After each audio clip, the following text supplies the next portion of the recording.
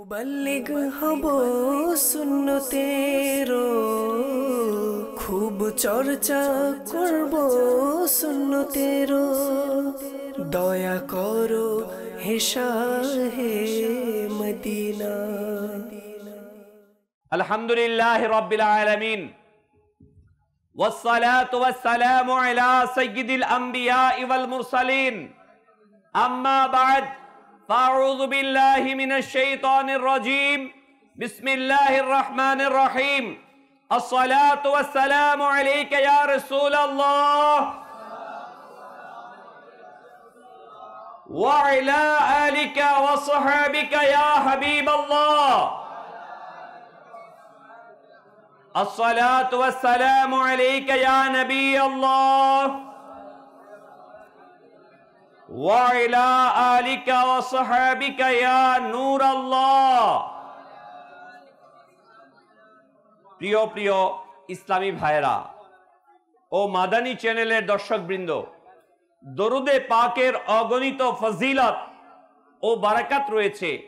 আল্লাহর প্রিয় মাহবুব অদৃশ্য সংবাদদাতা নবী হুজুর আপাদ মস্তক নূর সাল্লাল্লাহু আলাইহি ওয়াসাল্লাম ইরশাদ করেন, যে ব্যক্তি আমার প্রতি দৈনিক 50 বার দুরূদ শরীফ পাঠ করবে, কিয়ামতের দিন আমি ওই ব্যক্তির সাথে মুসাফা করব।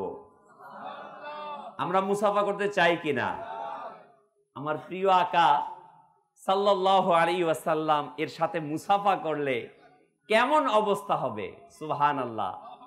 যেই দিন কিয়ামতের ময়দানে সবাই বলবে ইজহাবু ইলা গায়রি, সকল নবীগণ, সকল মানুষ আদম আলাইহিস সালামের কাছে যাবে। আল্লাহ তাআলা কাহারিয়াতের রূপ ধারণ করবেন। ওই সময় পেরেশান থাকবে, কারো ঘাম হাঁটু পর্যন্ত, কারো ঘাম কোমর পর্যন্ত, কারো ঘাম বুক পর্যন্ত, কেউ বা নিজের ঘামের মধ্যে সাঁতরাতে থাকবে, হাবুডুবু খেতে থাকবে। প্রিয় ইসলামী ভাইরা, আল আতাশ, আল আতাশ, হাই পিপাসা, হাই পিপাসা চারদিকে উঠবে। কারো কারো জিহ্বা পিপাসায় বের হয়ে যাবে। ওই কঠিনতম এমন এক কঠিন অবস্থা হবে, সিচুয়েশন হবে। কিয়ামতের ওই ময়দান 50,000 বছরের সমপরিমাণ সেই দিনটি হবে। সবাই কঠিন অবস্থায় দৌড়াতে থাকবে। সবাই বলবে এই কঠিন অবস্থা থেকে আমরা মুক্তি চাই, বিচার শুরু করা হোক। প্রিয় ইসলামী ভাইরা, কিতাবের মধ্যে এসেছে, তখন সবাই বলবে চলো চলো আমরা সকলে আমাদের আদি পিতা আদম আলা নবিয়্যিনা ওয়া আলাইহিস সালাতু ওয়াস সালামের কাছে যাই। সবাই আদম আলাইহিস সালাতু ওয়াস সালামের কাছে যাবে। আদম আলাইহিস সালাতু ওয়াস সালাম বলবে যে আজ আমি সুপারিশ করতে পারবো না এই মুহূর্তে, বরং তোমরা অন্যর কাছে যাও। একের পর এক ইব্রাহিম আলাইহিস সালাম, হযরতে মূসা আলাইহিস সালাম, ঈসা আলাইহিস সালাম এক একজন নবীর কাছে যাবে। হায়, সকলে বলবে ইজহাবু ইলা গায়রি, অন্যের নিকট যাও। প্রিয় ইসলামী ভাইরা, তখন আমার দয়ালু আকা মাদানী ওয়ালে মুস্তাফা, ওই দয়ালু আকা সাল্লাল্লাহু আলাইহি ওয়াসাল্লাম এর কাছে যখন আমরা দৌড়িয়ে যাব, তখন আমার প্রিয় আকা সাল্লাল্লাহু আলাইহি সালাতু ওয়াসালাম বলবে আনা লাহা, আনা লাহা, আমার কাছে আসো, আমার কাছে আসো। প্রিয় ইসলামী ভাইরা, কেমন মুভমেন্টটা হবে, কেমন সময়টা হবে তখন না? আমরা যাব প্রিয় আকার কাছে। আমার প্রিয় আকা সাল্লাল্লাহু আলাইহি ওয়াসাল্লাম যদি আমাকে চিনে নেন, হাদিসে পাক আসছে, যে ব্যক্তি দুনিয়াতে দৈনিক 50 বার দুরূদ পড়বে, ওই কঠিন কিয়ামতের ময়দানে আল্লাহর মাহবুব সাল্লাল্লাহু আলাইহি ওয়াসাল্লাম তার সাথে মুসাফা করবে। আমরা চাই কিনা মুসাফা করতে? ওই কিয়ামতের ময়দানে মুক্তি চাই কিনা? প্রিয় আশিকানে রাসূল, সময় এখনই, এখনো আমাদের হায়াত বাকি আছে। আমরা নিয়ত করি যে ইনশাআল্লাহ আজ্জা ওয়া জাল আমরা সকলেই প্রতিদিন কমপক্ষে দুরূদ শরীফ পাঠ করব ইনশাআল্লাহ 50 বার। আলহামদুলিল্লাহ, দাওয়াতে ইসলামীর এই দ্বীনি পরিবেশে আলহামদুলিল্লাহ আমাদেরকে উৎসাহিত করা হয় যেন আমরা প্রতিদিন কমপক্ষে 313 বার দুরূদ শরীফ পাঠ করি। এর কারণ হচ্ছে 313 বার দুরূদ শরীফ পাঠ করার কারণ, এর উদ্দেশ্যটা কি? কিতাবের মধ্যে এসেছে, উলামায়ে কেরাম লিখেছেন 313 বার যেই ব্যক্তি দুরূদ শরীফ পাঠ করবে ওই ব্যক্তির নাম অধিক সংখ্যক দুরুদে পাক পাঠকারীর অন্তর্ভুক্ত হয়ে যাবে। এই যে আমরা আজকে মাহফিলে বসে কতবার দুরূদ শরীফ পড়েছি কিনা, দাওয়াত ইসলামীর মুবাল্লিগরা প্রতিটা বয়ানের পূর্বে দুরূদ শরীফ পড়ায় কিনা, প্রতিটা মুহূর্তে আলহামদুলিল্লাহ দুরূদ শরীফ পাঠ করা হয়। তো আমরা নিয়ত করি আমরাও পড়বো ইনশাআল্লাহ। প্রিয় প্রিয় ইসলামী ভাইরা ও মাদানী চ্যানেলের দর্শক বৃন্দ, আমাদের প্রিয় আকা মাদানী ওয়ালে মুস্তাফা সাল্লাল্লাহু আলাইহি ওয়াসাল্লাম পৃথিবীর জল স্থলের মহান বাদশা হিসেবে যদি না আসতো, তবে কোন ঈদ হতো না, কোন রাত শবে বরআত হতো না, বরং আসমান জমিনের যাবতীয় সৌন্দর্য ও শান শওকত রাসূল করিম সাল্লাল্লাহু আলাইহি ওয়াসাল্লামের পায়ের ধুলির কণা। প্রিয় ইসলামী ভাইরা, রাসূল করিম সাল্লাল্লাহু আলাইহি ওয়াসাল্লাম যখন পৃথিবীতে আগমন করেছেন, কিতাবের মধ্যে এসেছে আল্লাহ তাবারক ওয়া তাআলার সকল সৃষ্টি আনন্দে উদ্বেলিত হয়েছে, আনন্দে উদ্বেলিত হয়ে নিজেদের খুশি প্রকাশ করেছে। আরে করবেই না কেন? আল্লাহ তাবারক ওয়া তাআলা তো কোরআনে পাকে ইরশাদ করে দিয়েছেন, আয় মাহবুব সাল্লাল্লাহু আলাইহি ওয়াসাল্লাম, আপনি আপনার উম্মতীদেরকে বলে দিন তারা যেন আমার রহমত পাওয়ার পর খুশি উদযাপন করে। তাদের এই খুশি উদযাপন করাটা, আনন্দ প্রকাশ করাটা তাদের সকল ধন সম্পদের চাইতে অধিক উত্তম রয়েছে। যদি আমরা কোরআনকে জিজ্ঞাসা করি, হে কোরআন, তোমার কাছ থেকে তো আমরা জানলাম আল্লাহ তাবারক ওয়া তাআলা রহমত পাওয়ার পর খুশি উদযাপনের নির্দেশ দিয়েছে, তুমি আমাদেরকে বলে দাও আল্লাহ তাবারক ওয়া তাআলার সবচাইতে বড় রহমত কোনটা, সবচাইতে বড় দয়া কোনটা? আমি তো চোখ দিয়ে দেখছি, এই চোখই তো আমার জন্য দয়া রহমত। আমি তো হাত দিয়ে ধরছি, এই হাতই তো আমার জন্য রহমত। আমি অক্সিজেন নিতে পারছি, এটাও তো রহমত। আমার বাবা, এটাও তো রহমত। আমার মা, এটাও তো রহমত। কতই তো রহমত আমার কাছে আছে। আল্লাহ তাআলা আমাকে ঈমান দিয়েছেন, এটাও তো রহমত। কোরআন দিয়েছেন, এটাও তো রহমত। ইসলামের মধ্যে প্রবেশ করিয়েছেন, এটাও তো রহমত। কিন্তু হে কোরআন, তুমি আমাকে বলে দাও যে সবচাইতে বড় রহমত কোনটা? তো কোরআন বলছে, কি বলছে? বিসমিল্লাহির রহমানির রহিম, ওয়ামা আরসালনাকা ইল্লা রাহমাতাল লিল আলামিন। আয় মাহবুব সাল্লাল্লাহু আলাইহি ওয়াসাল্লাম, নিশ্চয়ই আমি আপনাকে সমগ্র সৃষ্টির জন্য রহমত হিসেবে পাঠিয়েছি। মনে রাখবেন, শুধুমাত্র এই পৃথিবীর জন্য আল্লাহর মাহবুব সাল্লাল্লাহু আলাইহি সাল্লাম রহমত না। তাহলে কিসের জন্য?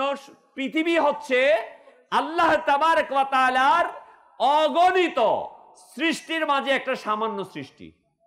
যারা সায়েন্সে পড়ি বা বিজ্ঞান সম্পর্কে জানি, আমরা জানি ব্ল্যাক হোল সম্পর্কে আমরা জানি, পৃথিবীর মতো হাজার কোটি সৃষ্টি আল্লাহ তাবারক ওয়া তাআলার রয়েছে, যেটাকে বলা হয় জুম আউট। যে পৃথিবী থেকে করতে করতে যখন নিয়ে যাবে, এরকম পৃথিবী হাজার কোটি পৃথিবীর মতো এক একটা সৃষ্টি রয়েছে আল্লাহ তাবারক ওয়া তাআলার। আল্লাহ তাবারক ওয়া তাআলার সৃষ্টির অগণিত সৃষ্টি, যেটা কোনো নতুন ভাবে আমরা কিছু কিছু সম্পর্কে জানি। যেমন বলা হয় বিজ্ঞানীরা চাঁদের দেশে গিয়েছে, সেখানে গিয়েছে, মঙ্গল গ্রহে গিয়েছে, এটা আনছে। এরকম আল্লাহ তাবারক ওয়া তাআলার অগণিত সৃষ্টি। আর প্রতিটা সৃষ্টি, মনে রাখবেন, হুজুরে করিম সাল্লাল্লাহু আলাইহি ওয়াসাল্লাম হচ্ছে আল্লাহ তাবারক ওয়া তাআলা যে জায়গার জন্য, আল্লাহ তাবারক ওয়া তাআলা নিঃসন্দেহে সকল জায়গার, সকল কিছুর খালিক এবং মালিক। আর হুজুর সাল্লাল্লাহু আলাইহি ওয়াসাল্লাম হচ্ছে তার জন্য রহমত।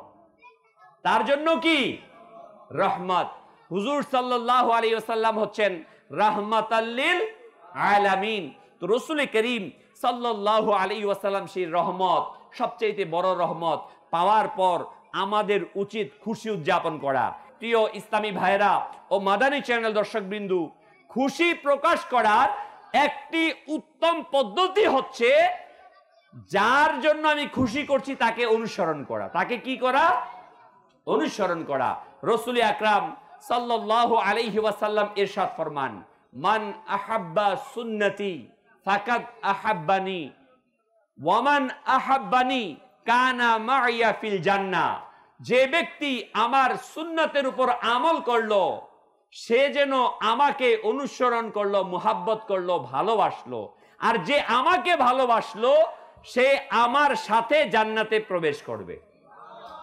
আমরা নবী সাল্লাল্লাহু আলাইহি ওয়াসাল্লামের সাথে জান্নাতে যেতে চাই কিনা? কে কে চাই? মাশাআল্লাহ। যে আবু লাহাব মারা যাওয়ার পর একদিন তার পরিবারের কিছু লোক তাকে স্বপ্নে অত্যন্ত খারাপ অবস্থায় দেখতে পেয়ে জিজ্ঞাসা করলো, তুমি কি অবস্থায় রয়েছো?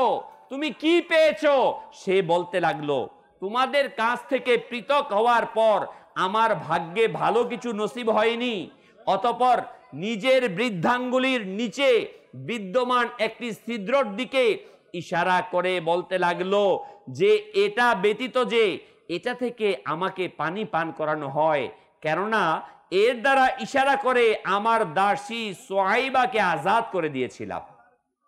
সুয়াইবা পরবর্তীতে ইসলাম কবুল করেন এবং তিনি সাহাবিয়া রাদিয়াল্লাহু তাআলা আনহা হওয়ার সৌভাগ্য অর্জন করেন। হযরতে আল্লামা বদরুদ্দিন আইনি আলাইহির রহমা বলেন, এই ইশারার উদ্দেশ্য হলো আমাকে সামান্য পানি দেওয়া হয়।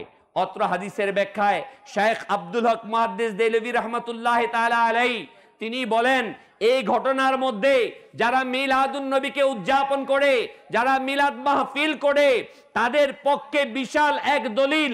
যারা আল্লাহ পাকের প্রিয় হাবিব সাল্লাল্লাহু আলাইহি ওয়াসাল্লাম এর শুভাগমনের রাতে খুশি উদযাপন করে, টাকা পয়সা খরচ করে, ধন সম্পদ খরচ করে, অর্থাৎ আবু লাহাব যে কাফির ছিল সে যখন মদিনার তাজেদার হুজুর সাল্লাল্লাহু আলাইহি ওয়াসাল্লামের শুভাগমনের সংবাদে খুশি হওয়াতে তার দাসী সুয়াইবাকে দুধ পান করার কারণে এর প্রতিদান হিসেবে মুক্তি দিয়েছিল, তবে ওই মুসলমানের কি মর্যাদা হবে যার হৃদয়ের মাঝে নবী পাক সাল্লাল্লাহু আলাইহি ওয়াসাল্লামের ভালোবাসায় পরিপূর্ণ, আনন্দ চিত্তে মিলাদের সম্পদ খরচ করে, কিন্তু এটা আবশ্যক যে গান বাজনা করে না। প্রিয় ইসলামী ভাইরা, আমরা আনন্দিত কিনা? আমরা শুনলাম হাদিসে পাকে আবু লাহাব যে কাফির, সে নবী হিসেবে হুজুর সাল্লাল্লাহু আলাইহি ওয়াসাল্লাম আগমন করেছে, নবী হিসেবে খুশি হয় নাই, হয়েছিল ভ্রাতুষ্পুত্র, ভাইয়ের ছেলে হিসেবে, ঠিক না? ভাইয়ের ছেলে হিসেবে। শেখ আব্দুল হক মুহাদ্দিস দেহলভী রাহমাতুল্লাহি আলাইহি বলেন, হে আশিকানে রাসূলগণ, আবু লাহাব সে কাফির হয়ে সে নবীর আগমন, মুহাম্মদ সাল্লাল্লাহু আলাইহি ওয়াসাল্লামের আগমনে খুশি হয়েছিল। সে কাফির হওয়া সত্ত্বেও যেহেতু খুশি হয়েছে, খুশি হয়ে তার দাসীকে মুক্ত করেছে, এজন্য আল্লাহ তাবারক ওয়া তাআলা তাকেও বিনিময় দিয়েছেন, কবরের মধ্যে তাকেও প্রতি সোমবার পানি দিয়ে থাকে। রাসূল করিম সাল্লাল্লাহু আলাইহি সাল্লামের ফুপু তিনি বলেন, আমি দেখলাম আমার ভ্রাতুষ্পুত্র মুহাম্মদে আরবি সাল্লাল্লাহু আলাইহি ওয়াসাল্লাম যখন এই পৃথিবীতে আসলো, আমরা দেখি সকল সন্তানরা, শিশুরা চিৎকার করে, কিন্তু আমি দেখলাম আমার ভ্রাতুষ্পুত্র মুহাম্মদ সাল্লাল্লাহু আলাইহি ওয়াসাল্লাম যখন পৃথিবীতে আসলো, আসার সাথে সাথে সিজদায় অবনত হয়ে গেল, জমিনের মধ্যে কপালকে লাগিয়ে বলতে লাগলো, আমি শুনতে পেলাম নিজ কানে বলছে, রব্বি হাবলি উম্মতি, রব্বি হাবলি উম্মতি, অর্থাৎ হে আল্লাহ তুমি আমার উম্মতিকে আমার হাওয়ালায় করে দাও। হে আল্লাহ তুমি আমার উম্মতিকে আমার দায়িত্বে দিয়ে দাও। ওই আকার মিলাদ উদযাপন করছি যে প্রিয় আকা সাল্লাল্লাহু আলাইহি ওয়াসাল্লাম এই পৃথিবীতে আগমন করে সর্বপ্রথম এই কথাই বলেছে, রব্বি হাবলি উম্মতি, রব্বি হাবলি উম্মতি। হ্যাঁ, সেখানে রাসূলগণ শুধু আমার প্রিয় আকা আগমনের সময় কাঁদেননি, সারাটি জীবন কেঁদেছে, সারাটি জীবন কেঁদেছে। কখনো বা পেটে পাথর বেঁধেছে আমাদের জন্য, আবার কখনো আমাদেরকে, আমাদের পূর্বপুরুষদেরকে মুসলমান বানানোর জন্য তায়েফে গিয়েছেন। রাসূল করিম সাল্লাল্লাহু আলাইহি সাল্লাম নির্যাতন সহ্য করে সবাইকে মাফ করে দিলেন। ওই নির্যাতনকে গ্রহণ করে ঈমানের দাওয়াতকে পৌঁছে দিলেন, যার বদৌলতে আপনি আমি মুসলমান হয়েছি। প্রিয় ইসলামী ভাইয়েরা, যে দয়ালু আকা নির্যাতন গ্রহণ করে, এত নির্যাতিত হয়ে, নিজের রক্ত ঝরিয়ে যে ইসলামকে আমাদের কাছে পৌঁছে দিয়েছে, আজ আমরা সেই ইসলামকে কিভাবে লালন করছি?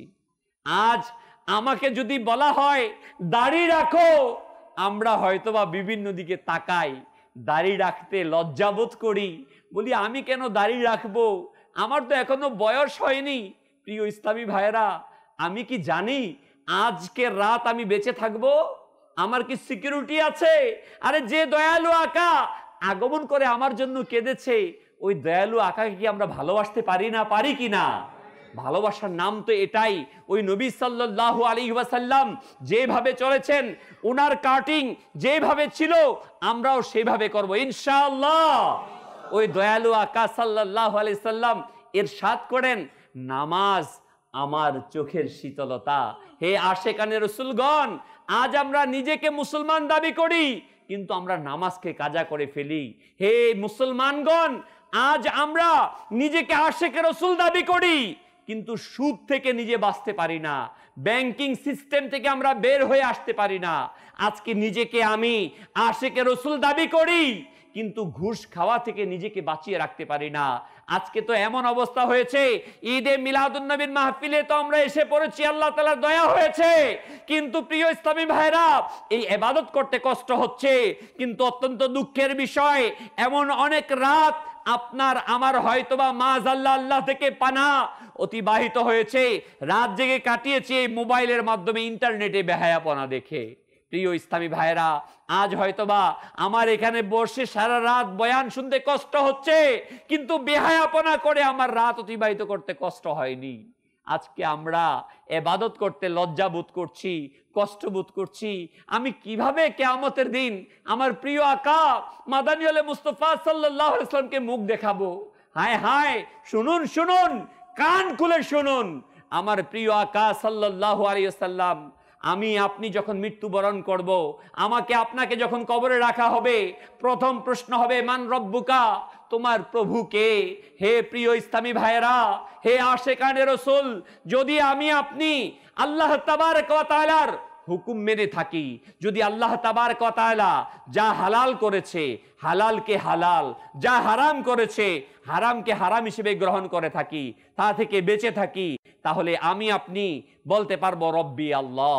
দ্বিতীয় প্রশ্ন করা হবে ওয়ামা দীনুকা, তোমার দিন কি? প্রিয় ইসলামী ভাইরা, মাদানী চ্যানেল দর্শক বৃন্দ, যদি আমি আপনি দ্বীনে ইসলামের যে নির্দেশনা রয়েছে, ইসলামের মাঝে যে সিস্টেমগুলো রয়েছে, এগুলো যদি অবলম্বন করে চলি, ইসলামী হুকুম আহকাম মেনে চলি, আমি কবরে বলতে পারবো দ্বীন আল ইসলাম, ঠিক কিনা? সর্বশেষ প্র্যাকটিক্যাল প্রশ্ন, সেটা কি? প্রিয় আকা সাল্লাল্লাহু আলাইহি সাল্লাম আপনার আমার কবরের মধ্যে জালওয়া আফরোজ হবেন, রাসূল করিম সাল্লাল্লাহু আলাইহি সাল্লামের চেহারায় আনোয়ারকে দেখানো হবে। কবরের মধ্যে আমার প্রিয় আকা আসবেন না? কেমন মুহূর্তটা হবে, যে নবীর জন্য আমরা কত কেঁদেছি। আমার প্রিয় আকা সাল্লাল্লাহু আলাইহি সাল্লাম কবরের মধ্যে আসবে। প্রিয় ইসলামী ভাইরা, বলা হবে মা কুনতা তাকুলু ফি হাক্কি হাযা রাসূল, আল্লাহর মাহবুব সাল্লাল্লাহু আলাইহি ওয়াসাল্লামকে দেখিয়ে বলা হবে তুমি এই ব্যক্তি সম্পর্কে কি ধারণা করতে। প্রিয় ইসলামী ভাইরা, মাদানী চ্যানেল দর্শকবৃন্দ, আমি যদি প্রিয় আকা সাল্লাল্লাহু আলাইহি ওয়াসাল্লামকে মুহাব্বত করে থাকি, আমি যদি নবী সাল্লাল্লাহু আলাইহি ওয়াসাল্লামের সুন্নাত দাঁড়িয়ে রেখে থাকি, আমি যদি নবী সাল্লাল্লাহু আলাইহি ওয়াসাল্লামের সুন্নত পাগড়ি পরিধান করে থাকি, সুন্নতি লেবাস পরিধান করে থাকি, সুন্নত মোতাবেক আমার জীবনকে পরিচালিত করে থাকি, আমার নবী সাল্লাল্লাহু আলাইহি ওয়াসাল্লামের চেহারায় আনোয়ার দেখে আমি বলবো, আরে ফেরেশতা, তুমি আমাকে জিজ্ঞাসা করছো এই ব্যক্তিকে? আমি তো আমার দয়ালু আকা সাল্লাল্লাহু আলাইহি ওয়াসাল্লামের সুন্নতকে পালন করতে গিয়ে কত নির্যাতন সহ্য করেছি। দাড়ি রেখেছিলাম, আমাকে বুড়া বলেছিল, জঙ্গি বলেছিল। পাগড়ি পরেছিলাম, আমাকে কটাক্ষ করেছে। কিন্তু আমি আমার দয়ালু আকা সাল্লাল্লাহু আলাইহি ওয়াসাল্লামের সুন্নতকে ছাড়িনি। দাওয়াতে ইসলামের মাদানী পরিবেশে গিয়েছি, মানুষ কত কথা বলেছে, কিন্তু আমি আমার দয়ালু আকাকে মোহাব্বত করে ছাড়িনি। যদি আমি তখন নবীকে চিনতে পারি আর দয়ালু আকা আমাকে দেখে মুচকি হেসে দেয়, প্রিয় ইসলামী ভাইরা, তখন কেমন মুহূর্তটা হবে? আসুন না, নিয়ত করি আমার দয়ালু আকা যেন আমাকে খুলে তুলে নেন যখন আমাকে কবরে রাখা হবে। সত্যি প্রিয় ভাই, আমার দয়ালু আকা যদি ওই মুহূর্তে আমাদের কারো কাছ থেকে মুখ ফিরিয়ে নেন, যদি আমাদেরকে না চিনেন, যদি বলে ফেলে এটা তো আমার আশিক না, এটা তো আমার দেওয়ানা না, এ তো আমার চেহারার মতো চেহারা রাখেনি, আমার চরিত্রের মতো চরিত্র এর ছিল না, আপনার আমার কি অবস্থা হবে? আমি কোথায় যাব? কে আমাকে বাঁচাবে? আসুন আসুন প্রিয় ইসলামী ভাইয়েরা, নিয়ত করি দৃঢ়তার সাথে, ইনশাআল্লাহ তাবারক ওয়া তাআলা আমার দয়ালু আকা সাল্লাল্লাহু আলাইহি সাল্লামকে খুশি করে, আমার আল্লাহ তাআলাকে খুশি করার জন্য, আল্লাহর হুকুম পালন করার জন্য আর কখনো নামাজ কাজা করব না, আর কখনো দাড়ি মুন্ডন করব না, আর কখনো পিতা মাতাকে কষ্ট দেব না। সত্যি প্রিয় ইসলামী ভাইরা, অনেক কষ্ট হয় যখন দেখি যে মুসলমান সন্তান, কিন্তু আজকে মুসলমানিত্ব তার মাঝে নেই। আজকে মুসলমানের সন্তান রাস্তার মধ্যে বের হয়, আজকে মুসলমানের সন্তান, আমার বোন, আমার স্ত্রী রাস্তার মধ্যে বের হয়, মনে হয় না কোনো মুসলিম কান্ট্রিতে আছি। ইউনিভার্সিটিতে যখন যাওয়া হয়, মনে হয় না সত্যি কোনো ইসলামী কোনো মুসলমানের দেশে বসবাস করছি। বেহায়াপনা, উলঙ্গপনা, গুনাহ আর গুনাহ চারদিকে। আজকে আমি গুনাহে জড়িত হচ্ছি, আমার সন্তান গুনাহের মধ্যে পতিত হচ্ছে, চারদিকে গুনাহ আর গুনাহ। প্রিয় ইসলামী ভাইয়েরা, কে বাঁচাবে এই মুসলিম উম্মাহকে? কে রক্ষা করবে জাহান্নামের আগুন থেকে? হিম্মত করুন, সাহস করুন। দাওয়াতে ইসলামী আজকে আপনাকে আহ্বান করছে, হে যুবক ভাই, হে বৃদ্ধ বাবা, আসুন। হে কিশোর ভাই, আসুন আসুন, আমরা একত্রিত হই। ওই দয়ালু আকার মহাব্বতে আমি আমার জীবনকে পরিবর্তন করি, আমি আমার এই সমাজটাকে পরিবর্তন করি। বেহায়াপনা থেকে, উলঙ্গপনা থেকে নিজেকে বাঁচাই, এই সমাজটাকে বাঁচাই, এই দেশটাকে বাঁচাই। প্রিয় ইসলামী ভাইরা, বাস্তবিকই কিতাবের মধ্যে এসেছে যে রসুল করিম সাল্লাল্লাহু আলাইহি ওয়াসাল্লামের কাছে আপনার আমার নামায়ে আমল পেশ করা হয়। যখন দেখে যে রসুল করিম সাল্লাল্লাহু আলাইহি ওয়াসাল্লামের উম্মতি গুনাহ করেছে, তখন দয়ালু আকা ওই রওজা পাকে কাঁদতে থাকে, আমি আমার নবীর কেমন আশিক, আমি আমার নবীর কেমন দেওয়ানা, কেমন উম্মতি। আজকে আমার নবী সাল্লাল্লাহু আলাইহি ওয়াসাল্লামকে আজও আমি তাকে রওজা পাকে কাঁদাচ্ছি। না না প্রিয় ইসলামী ভাইরা, আমি সেই উম্মতি হব না, আমার নবীকে আর রওজা পাকে কাঁদাবো না ইনশাআল্লাহ। আর কখনো ইন্টারনেটে, মোবাইলে বেহায়াপনা, উলঙ্গপনা দেখবো না ইনশাআল্লাহ। নিয়ত করি যে ইনশাআল্লাহ তাবারক ওয়া তাআলা আমি যতদিন বেঁচে থাকবো, এই মুসলমান আমি আমার মুখ থেকে, আমার এই গাল থেকে কখনো দাড়ি কেটে জমিনে পড়বে না ইনশাআল্লাহ। আমার ছেলে, আমার বাবা, আমার ভাই, প্রতিবেশী আমাকে কবরে নিয়ে যাবে, কবরে নিয়ে কবরের মধ্যে রেখে বাঁশ দিয়ে ঢেকে মাটি দিয়ে চাপা দিয়ে চলে আসবে। সবাই ভুলে যাবে আমার নাম, আমার স্মৃতি সবাই ভুলে যাবে, কিন্তু দয়ালু আকা আমাকে ভুলবে না। যখন সবাই আমাকে রেখে চলে আসবে, ওই কবরের মধ্যে আমার দয়ালু আকা সাল্লাল্লাহু আলাইহি ওয়াসাল্লাম এসে যাবেন। প্রিয় ইসলামী ভাইরা, নিয়ত করি, আবার দৃঢ়তার সাথে নিয়ত করি। শয়তান তো আসওয়াসা দিবেই। শয়তান চাবে আমি দাড়ি রাখবো না, শয়তান চাবে আমি নামাজ পড়বো না, শয়তান চাবে আমি মাদানী কাফেলাতে সফর করব না। দাওয়াতে ইসলামী আলহামদুলিল্লাহ রাব্বিল আলামিন এমন একটি পরিবেশ, যে পরিবেশে যুবক ভাইরা গুনাহগার, বদকার, সিয়াকার দাওয়াত ইসলামীর পরিবেশে এসে আলহামদুলিল্লাহ নিজেকে নেককার বানাচ্ছে। আপনাকে আমাকে শয়তান এই পরিবেশে থাকতে দিবে না, মাদানী কাফেলায় সফর করতে দিবে না, কিন্তু আমাদেরকে চেষ্টা করতে হবে কিনা ভাই? তো আলহামদুলিল্লাহ আমরা নবী সাল্লাল্লাহু আলাইহি সাল্লামকে ভালোবাসি, ভালোবেসেছি বিধায় আমরা এসেছি। আর এখানে আসার সৌভাগ্য তাদের হয়েছে যাদেরকে আল্লাহর মাহবুব সাল্লাল্লাহু আলাইহি সাল্লাম পছন্দ করে ডেকে নিয়েছে। আলহামদুলিল্লাহ অসংখ্য মানুষের মাঝে আমরা এখানে জেগে আছি, বসে আছি, এটা নিঃসন্দেহে আল্লাহ তাআলার দয়া কিনা বলেন? নিঃসন্দেহে দয়া। এটা শুকরিয়া আমরা করব যে আল্লাহ তাআলা তৌফিক দিয়েছে, এজন্য আমরা এখানে আলহামদুলিল্লাহ বসতে পেরেছি। আল্লাহ তাআলা আমাদেরকে তৌফিক দান করুক, আমিন। বিজাহিন নবিয়িল আমিন সাল্লাল্লাহু আলাইহি ওয়াসাল্লাম।